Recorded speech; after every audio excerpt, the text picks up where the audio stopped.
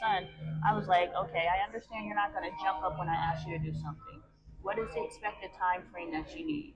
20 minutes? Okay, so I know that if I ask you to do something and it's not done within 20 minutes, that means you're not doing it.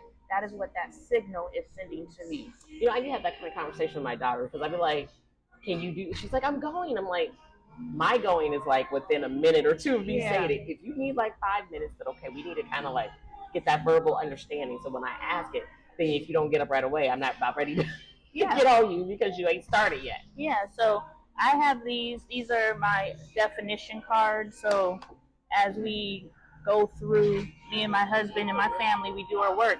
And I was like, okay, you need to take accountability. Well, what does accountability actually look like? Mm-hmm. So now we have our own personal definition of what accountability looks like. Okay. So that now when I tell your ass to get up and do something, when I say get up and do something, what does that mean to you? What is your time frame so I understand? Right. So I'm not expecting you to move in my time, but I am expecting you to move. So what does that look like?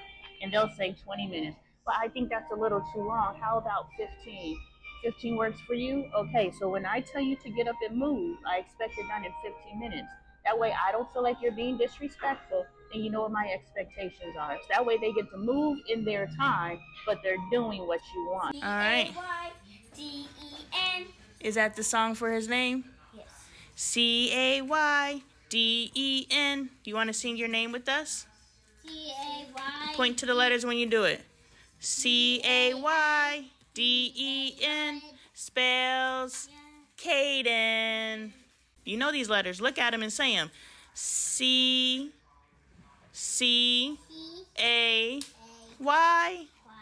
D-E-N spells Caden. Caden. I know. Thank you, Michael, for coming up with the melody for our song. You ready? C-A-Y-D-E-N spells Caden. Caden, how do you spell your name? C-A-Y-D-E-N spells Caden. Caden, your name is Caden. What? No, Caden. But your name's not Jaden. Your name is Caden. I know something in there. Say it for me one good time and I'll let you go. Caden. Perfect. I'm sitting here listening to Snoop Dogg, Gin and Juice, and he says, I take me a drink to the middle of the street, get the back into this bitch ain't Sadie. She should be the homeboy's name. Go that. First of all, the levels of disrespect in there and no bro code. But what I'm saying is, I was watching that Jake Paul video that I just dropped where it's like, it's every day, bro. It's every day, bro. You know, that bullshit. But anyway, I'm looking at it, I was like, y'all are emulating a lifestyle that is non-progressive. Like, kicking it, chilling, parties, bullshit is every day, bro. Like, that is not the lifestyle that gets you the things that you see that Snoop Dogg has.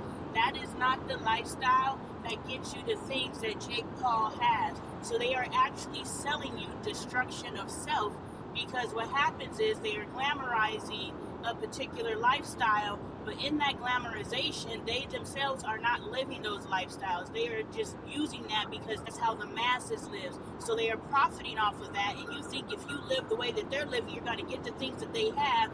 The grind that these motherfuckers have in order to have the shit that they have, they got a Kevin Hart grind. They got a Kanye West grind. Those people who have put out documentaries and actually show you what their day-to-day structured life looks like, that's the kind of grind that a Snoop Dogg has, but he's saying lyrics that say, yeah, party and bullshit.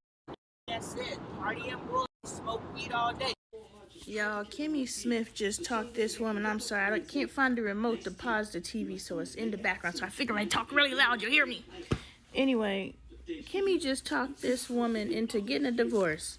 Y'all, stop letting your friends on the outside talk you into ending your relationships. Now, I tell y'all motherfuckers leave that motherfucker all the time. but I also tell you to assess your life and determine based on your experience if it is something that you cannot navigate in, to get the fuck out, because you're wasting your time. But if it's something you can navigate, let's start navigating. But don't go to your friends and allow your friends to talk you out of your relationship. If you are vetting the way you're supposed to vet, if you are making the decisions based on God, divine love, then do what you need to do. What's right for me ain't right for you.